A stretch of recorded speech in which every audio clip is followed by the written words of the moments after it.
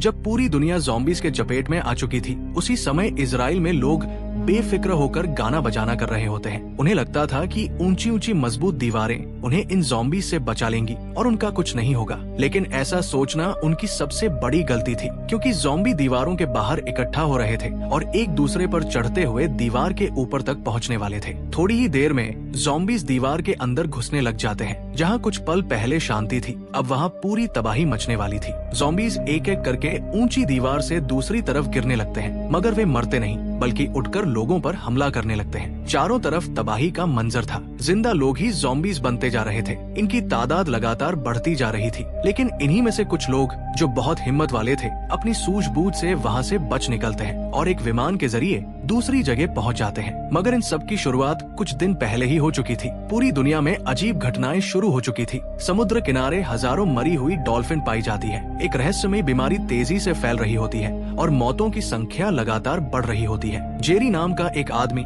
जो संयुक्त राष्ट्र यानी यूएन का एक जांच अधिकारी है, लेकिन इस समय वो नौकरी से दूर अपने परिवार के साथ घर पर ही होता है। एक दिन जेरी अपनी पत्नी और 2 बेटियों के साथ गाड़ी से बाहर निकलता है। तभी हालात अचानक बिगड़ जाते हैं और सड़क पर भयानक ट्रैफिक जाम फैल जाता है। लोग कुछ समझ पाते उससे पहले ही पास की एक इमारत भर भरा कर सड़क पर अग गिरती है। पूरा इलाका देखते ही देखते अफरातफरी में बदल जाता है। डर के मारे लोग इधर उधर जान बचाकर भागने लगते हैं। यहीं से जेरी को पहली बार एहसास होता है कि ये कोई आम दंगा या हादसा नहीं, बल्कि कुछ बेहद खतरनाक है। तभी एक ट्रक बेकाबू होकर सड़क पर इधर उधर लहराता हुआ तेज रफ्तार में उसकी ओर बढ़ने लगता है। जेरी खुद एक अच्छा ड्राइवर होता है, इसलिए वो पूरा एक्सेलरेटर दबाकर टक्कर से बचने की कोशिश करता है। लेकिन किस्मत उसका साथ नहीं देती और ट्रक फिर भी उनकी गाड़ी से जा टकराता है। उसी पल जेरी की नजर चारों तरफ जाती है। हर दिशा में लोग जान बचाने के लिए भागते नजर आते हैं। तभी पूरी सच्चाई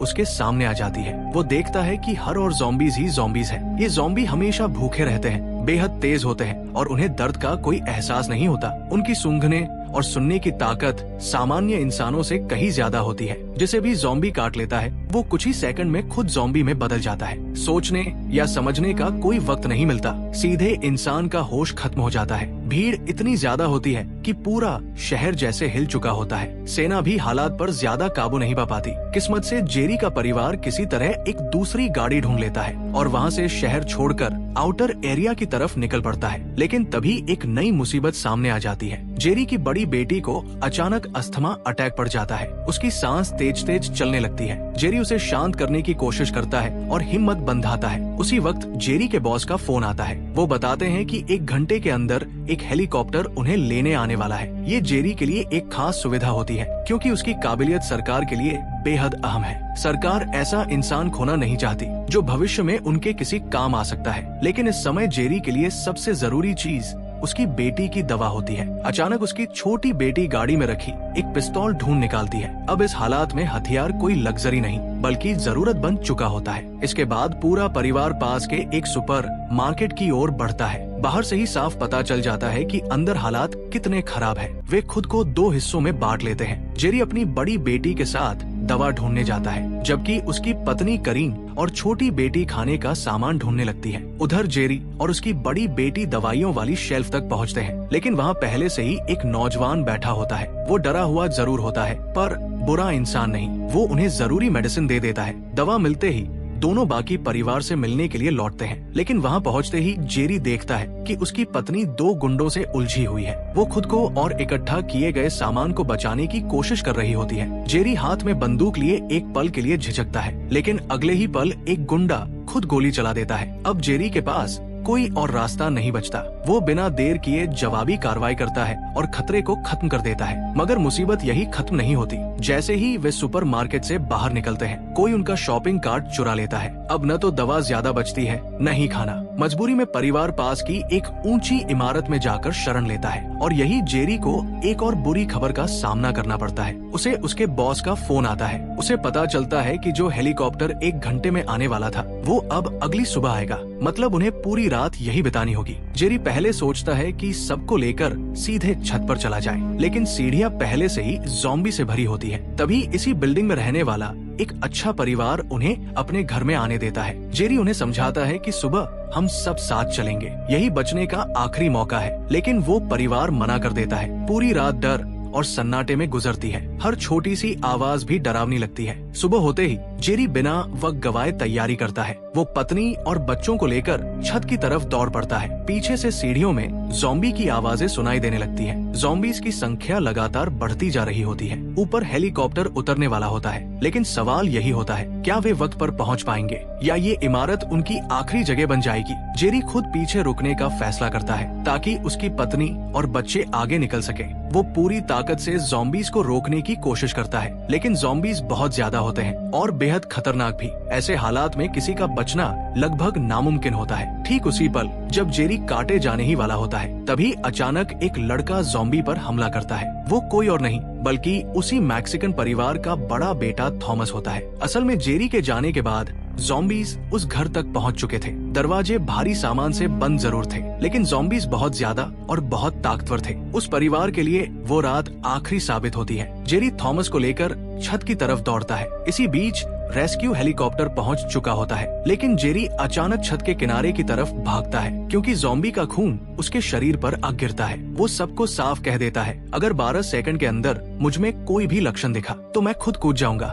12 सेकंड बहुत लंबे लगते हैं। सबकी सांसें थमी होती है, लेकिन किस्मत से उसे कुछ भी नहीं होता। कोई बदलाव नजर नहीं आता। जेरी राहत की सांस लेता है और हेलीकॉप्टर में चढ़ जाता है। ठीक उसी वक्त ज़ॉम्बीज़ छत तक पहुंच जाते हैं। वे हेलीकॉप्टर पर झपटते हैं, लेकिन एक एक करके नीचे गिरते जाते हैं जैसे आसमान से बारिश हो रही हो। आखिरकार हेलीकॉप्टर एक सुरक्षित जगह पहुंचता है। चारों तरफ सिर्फ पानी ही पानी होता है। ज़ॉम्बीज़ यहाँ तक नहीं पहुँच सकते। यहाँ सीनियर अफसर जेरी को हालात समझाते हैं। हर सेकंड, हर मिनट नए लोग ज़ॉम्बी वायरस से संक्रमित हो रहे हैं। कई देश पूरी तरह तबाह हो चुके होते हैं। इसके बाद जेरी की मुलाकात वायरस एक्सपर्ट डॉक्टर एंड्रयू से होती है। वो मानता है कि अगर वायरस की ओरिजिन पता चल जाए, यानी वो कैसे बना, तो उसका इलाज भी मिल सकता है। इसी बीच कोरिया से एक ईमेल आता है। उसमें लिखा होता है कि ये एक बेहद खतरनाक ज़ॉम्बी वायरस है और इसके बारे में और जानकारी हासिल करने के लिए आर्मी जेरी को कोरिया भेजना चाहती है, लेकिन जेरी साफ मना कर देता है। वो कहता है कि उसके लिए अब परिवार सबसे ज्यादा जरूरी है। जब बात नहीं बनती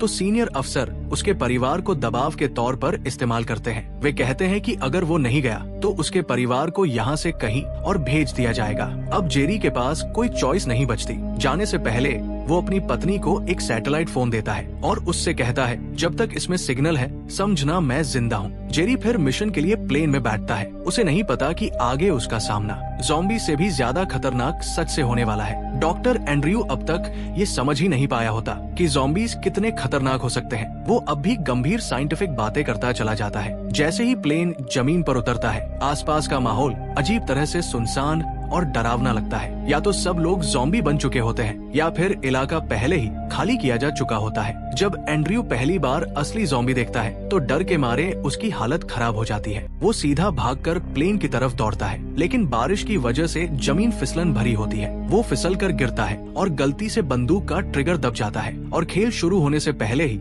उसका गेम ओवर हो जाता है। इसीलिए कहते हैं जो ज्यादा बोलते हैं वे अक्सर जल्दी निकल लेते हैं। अब जेरी और बाकी लोग पास के एक बेस में छिप जाते हैं। यही सीनियर अफसर एक बड़ा सच बताते हैं। सबसे पहला ज़ॉम्बी एक मिलिट्री डॉक्टर ने देखा था। वो एक लाश की जांच कर रहा था, तभी वो लाश अचानक जिंदा हो गई और उस पर हमला कर दिया। इसके बाद वायरस बहुत तेजी से पूरे बेस में फैल गया। आर्मी को पूरी जगह जलाकर नष्ट करनी पड़ी ताकि इन्फेक्शन आगे न फैले। इसी दौरान आसपास की तलाशी में एक कैदी मिलता है। उसे हथियारों की तस्करी के केस में जेल भेजा गया था। वही आदमी पूरे यकीन से कहता है कि इस वक्त दुनिया का सबसे सेफ देश सिर्फ इजराइल है। उसके हिसाब से करीब 5 साल पहले इजराइल ने चारों तरफ ऊंची ऊंची दीवारें खड़ी करनी शुरू कर दी थी। पूरा देश एक तरह से लॉकडाउन में चला गया था। इसी वजह से वहाँ इन्फेक्शन लगभग नाम के बराबर था। ये फैसला किसी आम इंसान का नहीं था, उसका नाम था जान। यही सुनकर जेरी इजराइल जाने का मन बना लेता है, लेकिन रास्ते में एक बड़ी दिक्कत आ जाती है। प्लेन का फ्यूल लगभग खत्म हो चुका होता है। ज़ॉम्बी आवाज की तरफ खींचते हैं, इसलिए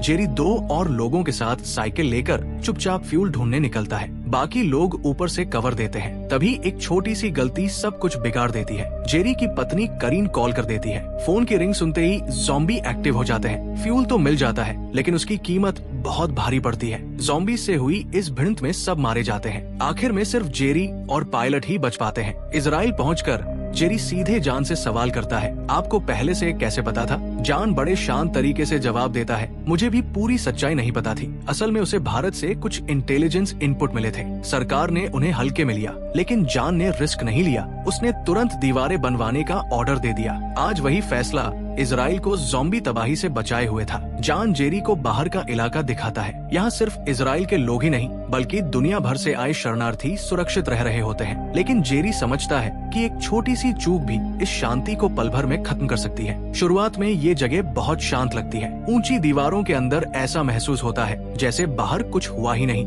यहाँ एक सीधा नियम है, एक इंसान बचा मतलब एक ज़ॉम्बी कम। लोग गा रहे होते हैं, नाच रहे होते हैं, जश्न मना रहे होते हैं। बाहर ज़ॉम्बी भूख से तड़प रहे होते हैं और अंदर पार्टी चल रही होती है। यही सबसे बड़ी गलती हो जाती है। तेज म्यूजिक, शोर, सेलिब्रेशन, यही सब ज़ॉम्बीज़ को खींच लाता है। देखते ही देखते हजारों ज़ॉम्बी दीवार के बाहर जमा हो जाते हैं। फिर एक खौफनाक मंजर सामने आता है। ज़ॉम्बी एक दूसरे पर चढ़कर इंसानी सीढ़ी बना लेते हैं। कुछ ही पलों में दीवार पार हो जाती है। पूरे शहर में अफरातफरी मच जाती है। लोग जान बचाकर भागते हैं, लेकिन ज़ॉम्बी बहुत ज्यादा और बहुत तेज होते हैं। जान तुरंत आर्मर्ड व्हीकल में बैठकर निकल जाता है। जेरी को आर्मी के हवाले कर दिया जाता है ताकि उसे सप्लाई पॉइंट तक पहुंचाया जा सके। भागते वक्त जेरी एक अजीब चीज नोटिस करता है। एक बूढ़ा आदमी ज़ॉम्बी के बीच खड़ा होता है, लेकिन कोई उसे छूता तक नहीं। फिर वो एक कमजोर सा बच्चा देखता है जिसे ज़ॉम्बीज इग्नोर कर रहे होते हैं। तभी जेरी को समझ आ जाता है, ज़ॉम्बी बीमार, कमजोर या असामान्य लोगों पर हमला नहीं करते। भागते समय एक ज़ॉम्बी एक महिला ऑफिसर को काट लेता है। जेरी बिना सोचे उसका हाथ कटवा देता है ताकि इन्फेक्शन फैल न सके। आखिरकार कुछ लोग प्लेन तक पहुंच जाते हैं, बाकी या तो मारे जाते हैं या ज़ॉम्बी बन जाते हैं। प्लेन में बैठते ही जेरी अपने सीनियर्स को कॉल करता है और सारी जानकारी तुरंत WHO तक पहुंचाने को कहता है। लेकिन कहानी यही नहीं रुकती। प्लेन के अंदर वॉशरूम में छिपा एक ज़ॉम्बी फ्लाइट अटेंडेंट को काट लेता है। कुछ ही सेकंड में वह भी ज़ॉम्बी बन जाती है। केबिन में दहशत फैल जाती है। जेरी सबको चुप रहने को कहता है, दरवाजा ब्लॉक करने को बोलता है। तभी किसी का बैग गिर जाता है और ज़ॉम्बीज़ तूफान की तरह अंदर घुस आते हैं। ज्यादातर लोग बच नहीं पाते। हालात पूरी तरह बेबस हो जाते हैं। आखिरी रास्ता चुनते हुए जेरी ज़ॉम्बी की भीड़ में ग्रेनेड फेंक देता है। प्लेन में बड़ा छेद हो जाता है। ज़ॉम्बी और लोग हवा में खिंचकर बाहर चले जाते हैं। प्लेन कंट्रोल खो देता है और जमीन से टकराकर फट जाता है। किसी तरह सिर्फ जेरी और शॉन जिंदा बचते हैं। दोनों किसी तरह WHO की रिसर्च फैसिलिटी तक पहुंचते हैं, लेकिन अंदर जाने से पहले ही जेरी बेहोश हो जाता है। उसकी चोटें काफी गंभीर होती हैं। ऊपर वालों को कोई सिग्नल नहीं मिलता, इसलिए उन्हें लगता है कि जेरी मर चुका है। उधर बिना ज्यादा सोचे जेरी की पत्नी और बच्चों को ग्राउंड रिफ्यूजी कैंप भेज दिया जाता है। मतलब काम खत्म, रिश्ता खत्म। कुछ दिनों बाद जेरी के बॉस को सैटेलाइट फोन से कॉल आता है और सबको पता चलता है कि जेरी जिंदा है। जब जेरी को अपने परिवार की हालत के बारे में पता चलता है तो वो अंदर से टूट जाता है। रिसर्च सेंटर के लोग उसे समझाते हैं, हम सबने अपनों को खोया है, लेकिन यहाँ इंसानियत को बचाने का रास्ता ढूंढा जा रहा है। ये सुनकर जेरी को थोड़ी उम्मीद मिलती है। जेरी अपनी थ्योरी बताता है, ज़ॉम्बी सिर्फ हेल्दी इंसानों पर अटैक करते हैं, बूढ़े, बीमार या कमजोर लोगों को नजरअंदाज कर देते हैं। अगर इंसान खुद को बीमार दिखा दे तो ज़ॉम्बी उसे छोड़ देंगे। यही सोच साइंस को आगे बढ़ाती है। एक साइंटिस्ट बताता है कि मेडिसिन रूम में स्मॉल पॉक्स वायरस रखा है। अगर कोई खुद को इंजेक्ट करके ज़ॉम्बी के बीच जाए तो टेस्ट किया जा सकता है, लेकिन मेडिसिन रूम ज़ॉम्बी से भरा होता है। मिशन के लिए जेरी सबसे फिट होता है। शॉन और एक साइंटिस्ट उसके साथ जाते हैं। तीनों बिल्कुल चुपचाप मूव करते हैं। इस वक्त ज़ॉम्बी स्लिप मोड में होते हैं। गलती से एक कैन गिर जाती है, सबकी सांस अटक जाती है, लेकिन ज़ॉम्बी दूर होते हैं इसलिए बच जाते हैं। आगे सब ठीक चलता है, लेकिन आखिर में साइंटिस्ट फिर गलती कर देता है। मेटल कैबिनेट से टकराते ही तेज आवाज होती है। ज़ॉम्बी एक साथ जाग जाते हैं। जेरी जानबूझकर शोर करता है ताकि बाकी दो लोग वायरस ले सके। बाहर ज़ॉम्बी खड़े होते हैं। मजबूरी में शॉन को फायर करना पड़ता है। ज़ॉम्बी लहरों की तरह टूट पड़ते हैं। जेरी अपने एक्सपीरियंस से उन्हें चकमा देता है। जो ज्यादा पास आते हैं उन्हें वही सुला देता है। आखिरकार वो मेडिसिन रूम तक पहुंच जाता है और वायरस हासिल कर लेता है। बाहर निकलते ही एक ज़ॉम्बी रास्ता रोक लेता है। वो उसी लैब का साइंटिस्ट होता है। जेरी ने वादा किया था कि वो उसे नहीं मारेगा, इसलिए वो रिस्की फैसला लेता है। खुद को वायरस इंजेक्ट करता है और कैमरे के सामने दरवाजा खोल देता है। ज़ॉम्बी उसे देखता है और बिना कुछ किए आगे बढ़ जाता है। पूरी लैब राहत की सांस लेती है। जेरी पूरे कॉन्फिडेंस के साथ ज़ॉम्बीज के बीच चलता है, जानबूझकर आवाज करता है, लेकिन कोई उसे छूता तक नहीं। कंट्रोल रूम में उसे तुरंत वैक्सीन दी जाती है। इसके बाद जेरी अपने परिवार से मिलता है। उसकी खोज से ज़ॉम्बी वैक्सीन तैयार हो जाती है और मास प्रोडक्शन शुरू हो जाता है। अब इंसान ज़ॉम्बीज से नहीं डरते, उल्टा अब ज़ॉम्बीज का शिकार किया जाने लगता है। पूरी दुनिया में ज़ॉम्बी इरेडिकेशन शुरू हो जाता है। डेड बॉडीज जलाई जाती है और आखिरकार दुनिया में फिर से शांति लौट आती है। अगर आपको यह वीडियो अच्छी लगी हो तो हमारे चैनल को सब्सक्राइब और वीडियो को लाइक जरूर कीजिएगा।